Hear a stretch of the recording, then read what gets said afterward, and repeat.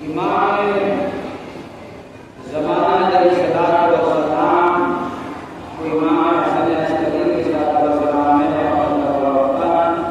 اپنے مخلصین کی ولایت تاکہ وہ گواہ بنیں کہ میرا اللہ موجود ہے۔ لیکن یہ یاد رکھیے کہ ہمارے امام جتنے بھی رہے ہیں سب کی زندگیاں بڑی مشکلات اور خراب ہیں۔ یہ نہ سمجھے کہ ان کی زندگیاں اپنے امام کی راہ میں پوری زندگیاں قیدخانہ اور ایسے قیدخانہ میں کہ جہاں دل کی روشنی ہوتی اور نہ ہی ان کو پانی دیا جاتا ہے۔ قیدخانہ نہ رات معلوم ہوتی تھی نہ دن معلوم۔ اب سوچیے کہ وہ قیدخانے کی حالت کو امام حسن عسکری علیہ الصلوۃ والسلام کو کئی دروازے زندان کے حوالے کیا گیا،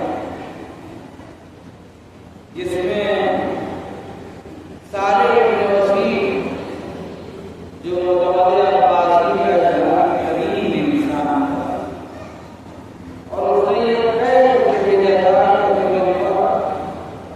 سختی کی، یعنی اس حد تک سختی کرو تاکہ یہ جزا دور ہو جائے۔ ایسے ظالم طرح نے دو کام کو انتخاب کیا جو اس کی نظر میں شفیع القلب تھے۔ وہ دو آدمی امام کے اوپر ڈپیوٹ کر دیے گئے تاکہ ان کو حاضر ہو جائے۔ جہاں تنہائی ہو، امام کا کوئی بھی چاہنے والا رشتہ دار نہ ہو، وہاں کیسی حیثیت ہوگی؟ اسی کو آج کی ظالم حکومتیں فروغ کر رہی ہیں کہ قید خانوں میں گرفتار کر دیے جاتے ہیں اور اس کے بعد نہ جانے اس کے ساتھ کیا کرتے ہیں کہ سو کو معلوم ہوتا ہے کہ ختم ہو۔ یہ وہی پالیسی ہے جو متوجہ عباسی کی ہے، لیکن وہ دو آدمی یہ دیکھتے تھے کہ امام حسن عسکری علیہ الصلوۃ والسلام صرف اور صرف عبادت میں مشغول رہتے ہیں، دن کو روزے سے رہتے ہیں اور رات میں عبادت الہی کے ساتھ رہتے ہیں۔ وہ دونوں امام سے اتنا متاثر ہوئے کہ وہ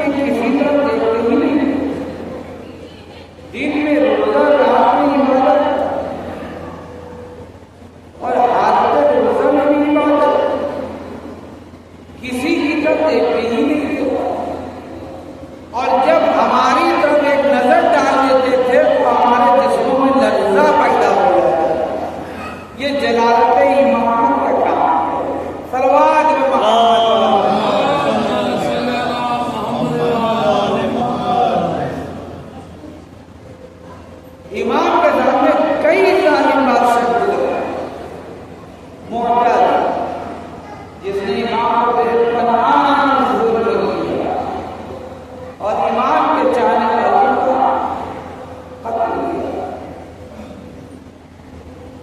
یہ تو کہیے کہ ہم کو قتل نہیں کیا جاتا، لیکن اس زمانے میں جو اس گھرانے رسالت کا چاہنے والا ہوتا تھا اس کو بخشا نہیں جاتا، یہی اس کا جرم ہوتا تھا کہ یہ خاندان رسالت کا عاشق ہے، بس اسی بنیاد کے اوپر قتل کر دیا۔ اس کے بعد متحدی انتہائی ظالم، انتہائی، اور جو ایمان کے اوپر سختی سب ترین نظریں پہنچا جیسے قید خانے میں منظرے کے لیے ایسے قید خانے میں امام کو رکھا، اس نے بھی خوب امام کو زندے بھی پہنچا اور چاہنے والا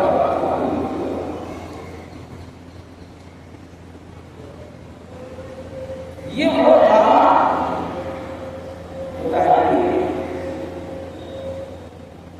کہ جس نے کتنی نصیحتیں پہنچائی امام کو کہ امام کا جسم ذرا ٹوٹ گیا۔ اب آپ سوچ رہے ہیں، لیکن امام نے کبھی کسی سے بھی اپنے درد کو سنایا ہے، کیونکہ کوئی نہیں درد سے تنہائی اندھیرا ہے،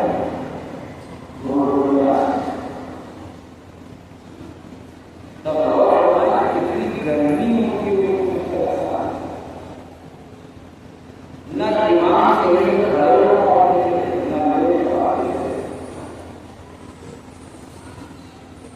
اس کے بعد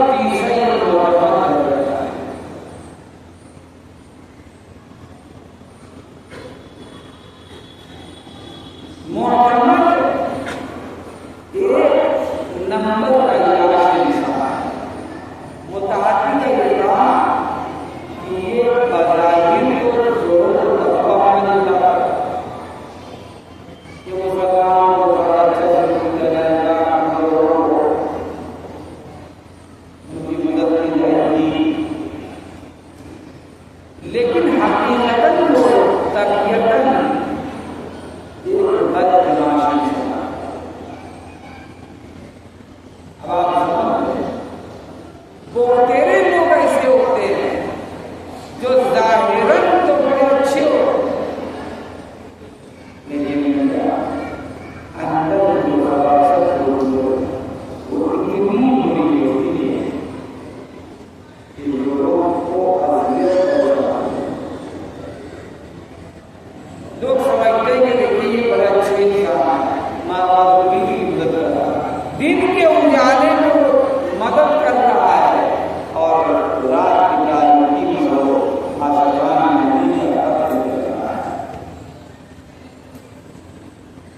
کون سمجھے؟ اس بات کو ہمیں جاننا چاہیے کہ اچھی بات، ہر اچھی بات کرنے والا انسان ضروری نہیں ہے وہ مدد کرے اچھا، عبادات کی بات کرنے والا ضروری نہیں ہے کہ وہ اچھا انسان ہے۔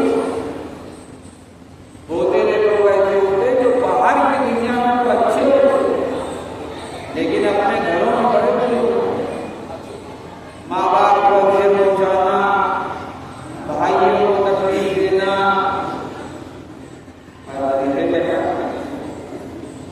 باہر ملیں گے تو بھائی بڑے شریف ہوتے، لیکن ایسے شریف جب میدان حساب میں کھڑے کیے جائیں گے تو ان کی شرافت اور ان کی فراست سامنے ہے. یہی ہے منافقت. دکھنے میں کچھ اصل متحد ایسا ہی نہیں. معتمد تو شرابی کبابی عیاش یعنی سارے صفات کوئی برائی ایسی نہیں تھی کہ جو اس معتمد پر پڑھا جائے. تو جو متحدی کا جو کہتا موافق وہ حکومت چلانے لگا اور یہ اسے کہا کہ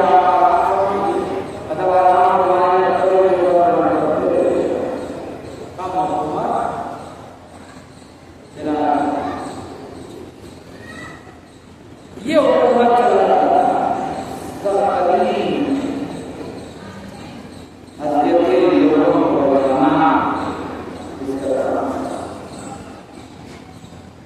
یہ بڑی بات جناب رسول کریم عبداللہ بن مسعود کی بیٹے کا نام وہ آپ کو بہت اچھے انسان لیکن ان کی اولاد جو بنی عباس کہلائی ہے یہ بڑی انہی کی نسل کے خلیفہ ہیں جنہوں نے بنو امیہ سے بھی بدتر سلوک کیا ہے ویوہار کیا ہے ہمارے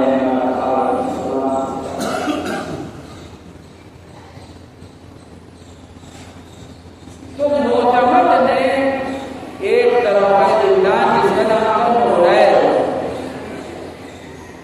اس سے کہا کہ تم اپنے پیغمبر میں لڑ جاؤ. سارے ابن وسیع کو اس میں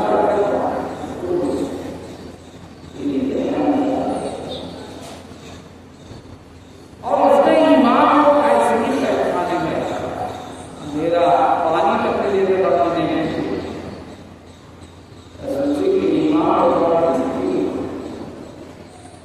اور اس نے اندھیرے اور گرمی جہاں کی جب امام چلے نہ بیٹھ پائے نہ اٹھ پائے نہ دیکھتے نہیں ہے بھائی عبادت میں شروع ہو گئی.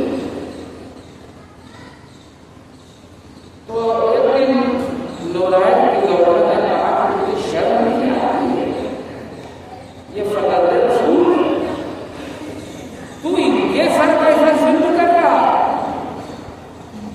تو وہ کہتا ہے کہ یہ ابھی کیا ہے ہم تو ان کو درندوں کے سامنے ڈلوا کر کے پڑھوا دیں گے.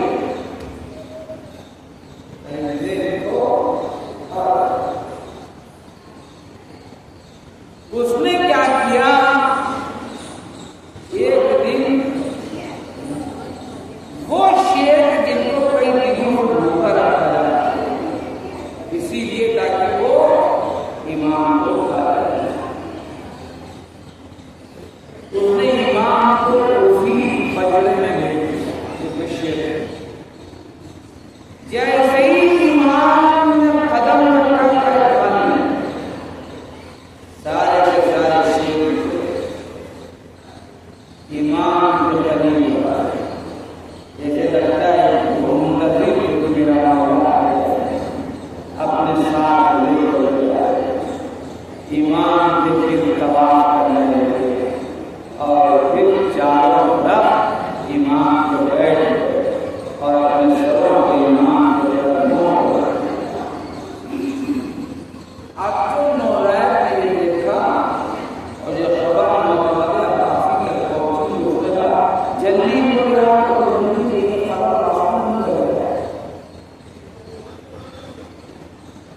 ارے تم ان کے سامنے شیروں کو لا رہے ہو جو قالین میں بنے ہوئے شیروں میں روک دے رہے ہیں تو زندہ ہو جاتے ہیں. صلوات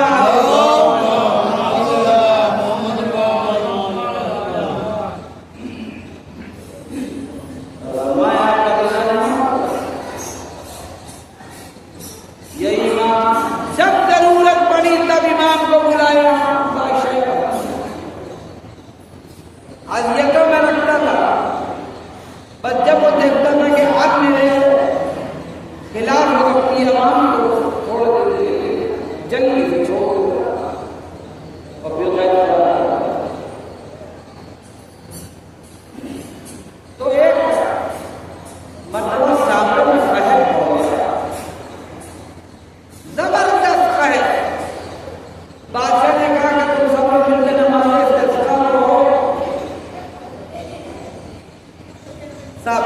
نماز استسقاء میں رکھے 3 دن تک یہ نماز استسقاء بارش کا نہیں ہوئی.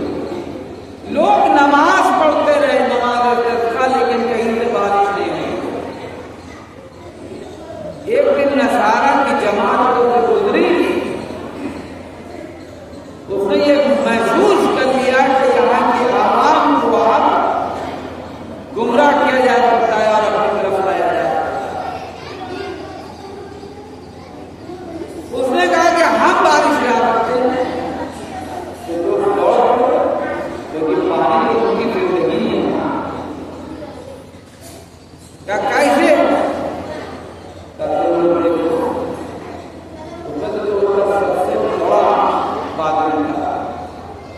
اس نے ہاتھوں کو بلند کیا، زبردست بادل آ گئے، کلاؤڈی انوائرمنٹ ایٹماسفیئر ہو گیا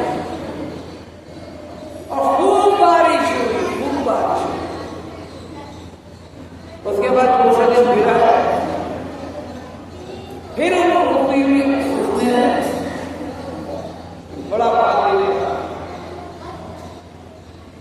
اس نے جو ہاتھوں کو بلند کیا تو پھر کلاؤڈی ایٹماسفیئر، پھر بارش ہونے لگی. اب لوگوں کے ایمان ٹکرانے لگے. دیکھیں بڑے کچے ایمان ہوتے ہیں لوگ، جس کا ایمان پختہ ہوتا وہی چیزوں کو جان دے.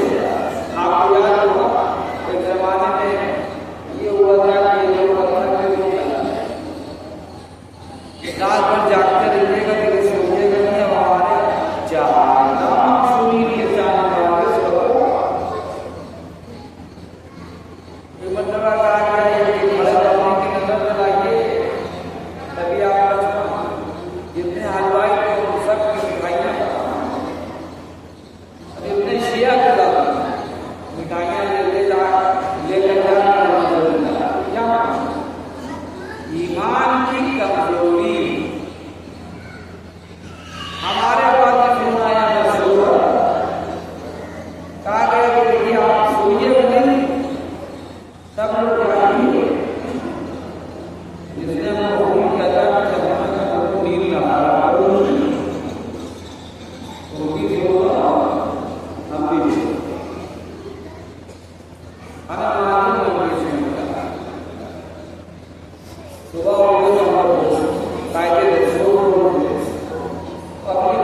ہم بھی صبح عقیدے کی کمزوری ہے، یہ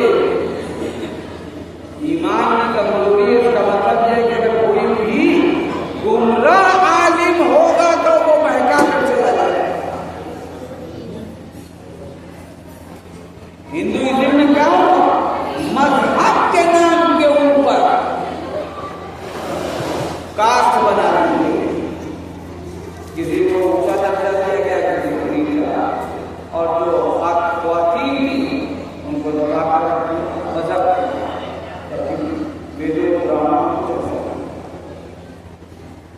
یہی کام ہمارے یہاں بھی ہوا ہے. ڈرایا جناب اس بات سے مجھے بڑا ڈر لگتا ہے. کیوں ڈر لگتا ہے بھائی؟ جناب عباس سے کیوں ڈر لگتا ہے؟ اچھا اگر ڈر لگتا ہے تو بھی گناہ نہ کیجیے. ڈر بھی لگتا ہے اور گناہ بھی لگتا ہے، یہ کون سا ڈر ہے؟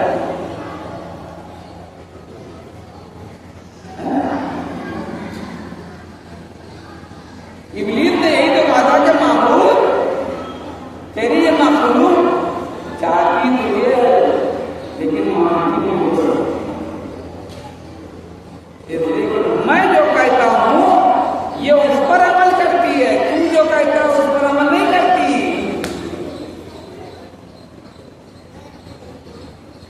اس پر یہ عمل نہیں کرتی. اس کی بات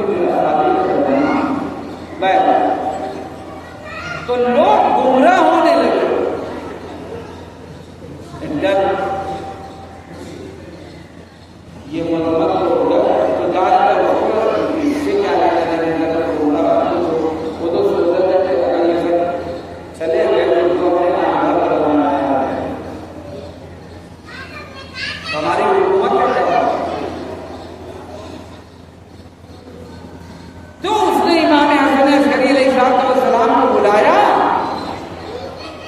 کہا کہ بھائی دیکھیے یہ آپ کے جد کی امت ہے، اب جد نظر آ رہا ہے رسول اللہ، لہذا اپنے جد کی امت کو بچائیے۔ تو امام نے فرمایا کہ تمام عوام سے کہہ دو کہ منگل کے روز آئے، اور وہ دروازہ نے سارا اس کو بلایا۔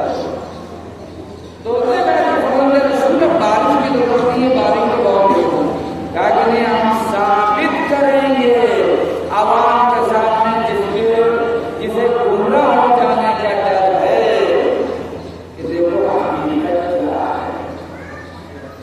رسول کریم دعا مانگتے تھے، آپ فرماتے تھے کہ پروردگارہ تو مجھے ہر چیز کو اس کے وجود حقیقی میں چھوڑا، یعنی جو قرآن ہمارے سامنے رکھا ہوا ہے قرآن اس شکل میں نہیں آیا ہے، قرآن نوری شکل میں ہوتا ہے۔ یہ تو رسول کریم نے ہم پر احسان کیا کہ انہوں نے تو قرآن کریم ظاہراً کچھ اور ہے، حقیقتاً کچھ اور۔ آل رسول ظاہراً کچھ اور ہے جسم میں، لیکن حقیقت وجود کا نہیں ہے۔ اسی طریقے سے ہر شخص کی حقیقت الگ ہے۔ منگل کے روز ایک مرتبہ تمام عوام جمع ہو گئی اور گروہ نصارہ کو بلایا گیا، تو امام نے فرمایا کہ ان سے کہو کہ یہ بارش کریں۔ اس نے مرتبہ ہاتھ بلند کیا، غالباً اس کا نام جاسلیق تھا، اور بھائی صاحب بادل آنے لگے، کالے بادل، زوردار بارش ہونے لگی۔ امام نے اپنے پاس کھڑے ہوئے ایک شخص سے کہا جاؤ اس کی 2 انگلیوں کے بیچ میں جو چیز ہو وہ لے آؤ۔ وہ گئے، انہوں نے پکڑا ہاتھ، نکالا، ہڈی وہ امام نے اس کو کپڑے میں لپیٹا، لپیٹ کر کے فرماتے ہیں کہ اے جاسلیق اب تم بارش کرواؤ۔ جیسے انہوں نے ہاتھ اٹھایا، جہاں بادل اٹھ رہے تھے وہاں بادل واپس چلے گئے۔ صلوات بر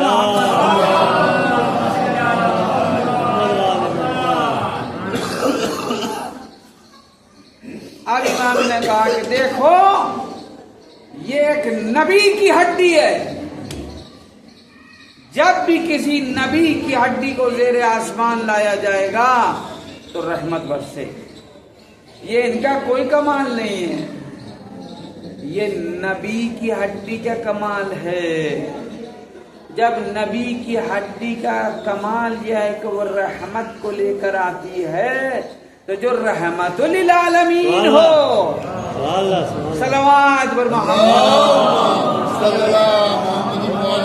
محمد۔ اب امام نے مصلی بچھایا، ہڈی والا 2 رکعت تماش پڑھی، دعا کے لیے ہاتھ بلند کیے۔ امام دعا کر ہی رہے تھے کہ بادل اٹھنے لگے۔ اب جو بادل اٹھے تو امام دیکھیے کیا فرما رہے ہیں۔ امام فرماتے ہیں عوام جانے لگی، ادھر ادھر ہونے لگی، گھروں کو چلے جائیں، بارش ہوگی۔ امام نے کہا نہ ابھی مت جانا، وہ دیکھو جو بادل آ رہا ہے وہ یمن جا رہا ہے، وہ بادل ادھری سے گزرا یمن کی طرف نکل گیا۔ کہا دیکھو جو اس کے پیچھے آ رہا ہے وہ سیریا کی طرف جا رہا ہے، بادل ادھری سے گزرا، سیریا ایریا نکل گیا. امام بتاتے رہے کہ دیکھو یہ بادل یہاں جا رہا ہے، یہ بادل یہاں جا رہا ہے، یہ بادل یہاں جا رہا ہے. اب فرماتے جو سب سے آخر میں آ رہا تھا، اب تم لوگ اپنے اپنے گھر جاؤ، وہ جو بادل آ رہا ہے وہ یہیں برسے گا. عزیزان محترم، اسی کا پوتا بتا سکتا ہے کہ کون سا بادل کہاں برسے گا اور کہاں گرجے گا، جس کا دادا زمین سے زیادہ آسمانی راہوں سے واقف ہو. صلوات.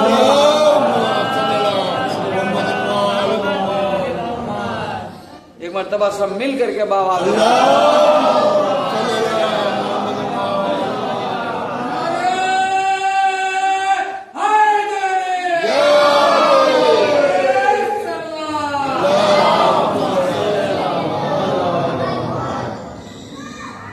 بچپن ہے امام حسن عسکری علیہ السلام کا، کنویں میں گر گیا، گھر میں شور گریا بلند ہوا. امام علی النقی علیہ السلام عبادت میں مشہور.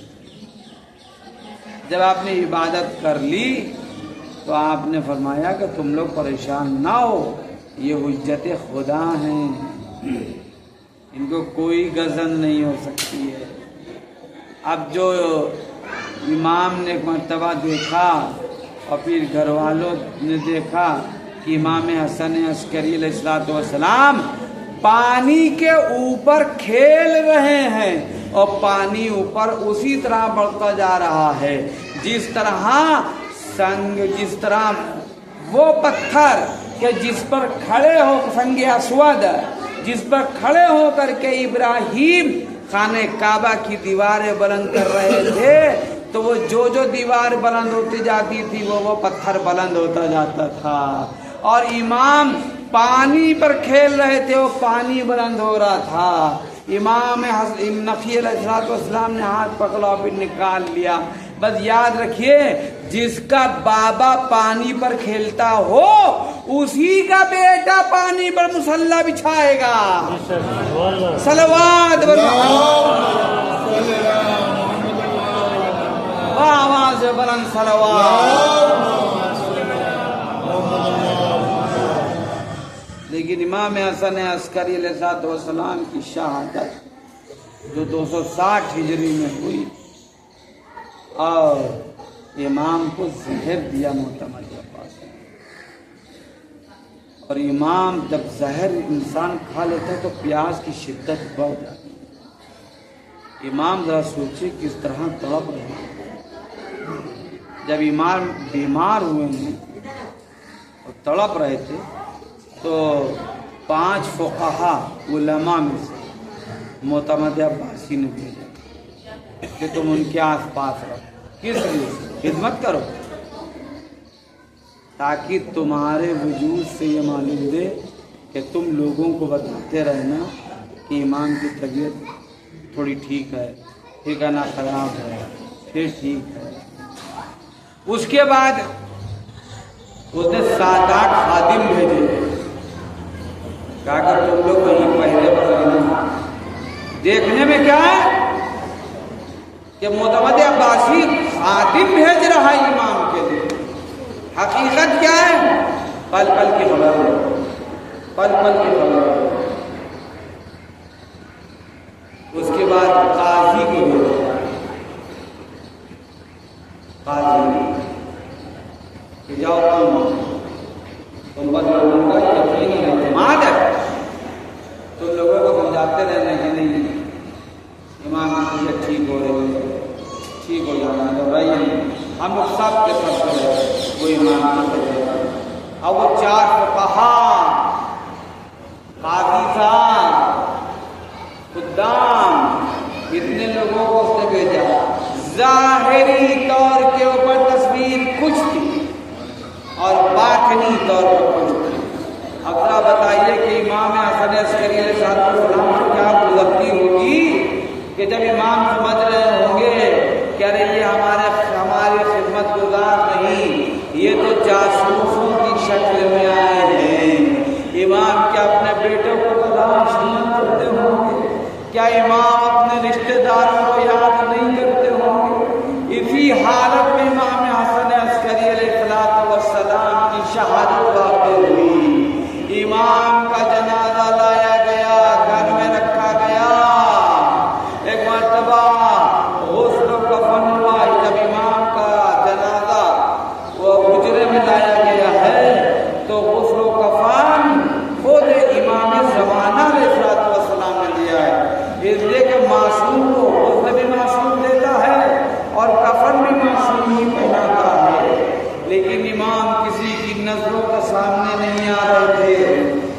مرتبہ وہ جنازہ باہر لایا گیا، اس زمانے میں عیسیٰ ابن متوکل جو عام طور پر نماز جنازہ پڑھایا کرتا تھا، متوکل نے اس سے کہا کہ تم نماز جنازہ پڑھاؤ۔ اس دن تمام بازار بند کر دیے گئے، تمام سرکاری چھٹی کر دی گئی، عوام بند ہو گئے، عدالتوں میں تالے لگ گئے۔ یہ کس لیے؟ یہ اس لیے تاکہ لوگ جانیں کہ معتمد عباسی امام کا کتنا خیال رکھنے والا تھا۔ سب بند ہو گیا، اور پھر امام کا جنازہ جب لایا گیا تو عیسیٰ ابن متوکل کو معتمد نے کہا کہ تم نماز جنازہ پڑھاؤ۔ اسی وقت جعفر آ گئے، انہوں نے کہا کہ یہ حق ہمارا ہے، ہم نماز پڑھائیں گے۔ لیکن جیسے ہی قبل اس کے کہ جعفر تکبیرۃ الاحرام کہتے، ایک مرتبہ ایک جاہ و جلال رکھنے والا بچہ، ایک عباس مطلوبہ برحال بچہ برآمد ہوتا ہے اور اپنے چچا سے کہتا کہ ہٹیے، یہ حق ہمارا ہے، اپنے بابا کی نماز جنازہ ہم پڑھیں گے۔ کسی میں اتنی ہمت نہیں تھی کہ جو امام کو روک پاتا، اتنا جاہ و جلال امام کے چہرے پر تھا۔ امام زمانہ علیہ السلام نے نماز جنازہ پڑھائی اور پھر سب کی نظروں سے غائب ہو گئے۔ امام کو اسی حجرے میں دفن کیا گیا جس میں امام نقی علیہ السلام جو آپ کے بابا تھے وہی اسی حجرے میں دفن کیا ہے۔ بعد ازاں جب دفن کر چکے تو بھی معتمد نے اپنے کارندے لگا دیے کہ دیکھو امام حسن عسکری علیہ السلام کا وہ ایک بیٹا جس نے نماز آ کر کے پڑھائی تھی، جو باوقار تھا، جو باعظمت تھا، اس کو تلاش کرو، جہاں ملے قتل کر دو۔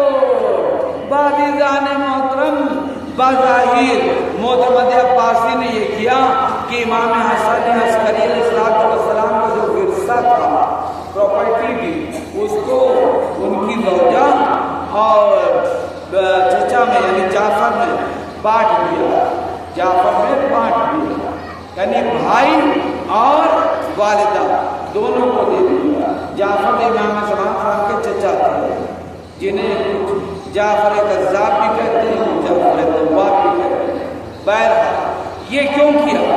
یہ اس لیے کیا تھا کہ دنیا والے یہ سمجھیں کہ امام حسن عسکری علیہ السلام نے کوئی اولاد نہیں چھوڑی ہے، وہ اس دنیا سے بغیر اولاد کے گئے، لیکن اندرونی طور پر جاسوس لگا دیے گھر گھر، اور خصوصاً امام کے گھر میں بار بار لٹ ڈالی جاتی تھی، امام کے دروازوں پر پہرا رہتا تھا کہ اور اس کے بعد تلاش پورے شہر میں جاری تھی کہ اس بچے کو تلاش کیا جائے۔ اب اللہ نے محتم دیکھا آپ نے کہ امام حسن عسکری علیہ السلام کے بعد بھی ان کے گھر کے اوپر کیا گزری، ارے بیویوں پر کیا گزرتی ہوگی جب یہ دردانہ داخل ہو جاتے ہوں گے گھر میں۔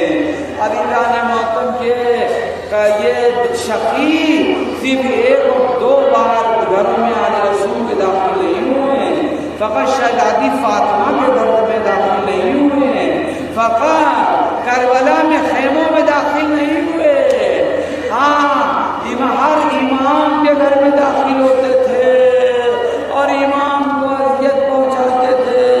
مگر میں یہ کہتا ہوں کہ آقا، ارے آپ کو بڑی تکلیف ہوئی، اے میرے مولا امام حسن عسکری علیہ السلام، یقیناً آپ کو اذیتوں کے ساتھ قتل کیا گیا، لیکن آپ کے بچوں کو تماچے نہیں لگائے گئے، آپ کے بعد کسی نے آپ کے گھر میں آگ نہیں لگائی۔ ہائے سیدہ کا گھر جہاں رسول کے گزر جانے کے بعد فاطمہ کے دروازے پر آگ جلا دی گئی، اس سے بڑا ظلم یہ کہ کربلا میں خیمے جلا چلتے رہے، حسین کا مال و اسباب لٹتا رہا، چماش بینوں کے بیچ حسین کی بہنوں کو بیویوں کو لایا گیا، نامحرموں کے مجمع سے گزارا گیا، صدقے کی کھجوریں پھینکی گئی، ارے اوپر سے آگ پھینکی جاتی تھی، امام سجاد کے سر پر ایک آگ کا شعلہ جا کر کے رک گیا، امام امامہ پہنے ہوئے تھے لیکن بیچ میں سر کھلا ہوا تھا، وہ شعلہ آقا امام کے سر کے اوپر تھا اور امامے سے جا کر کے رک گیا۔ اب آزاد سوچے کہ امامہ کیا بیت رہی ہوگی، ارے امام سجاد کے ہاتھوں میں ہتھکڑیاں تھی، پیروں میں بیڑیاں تھی، گلے میں توق خاردار تھا، اگر ہاتھ سے ہٹاتے تو کیسے ہٹاتے، امام کا سر تک زخمی ہو گیا۔ یہی وجہ ہے کہ جب مدینے پہنچے محمد حنفیہ نے چاہ بھتیجے کو گلے لگا لے، اے چچا دور رہی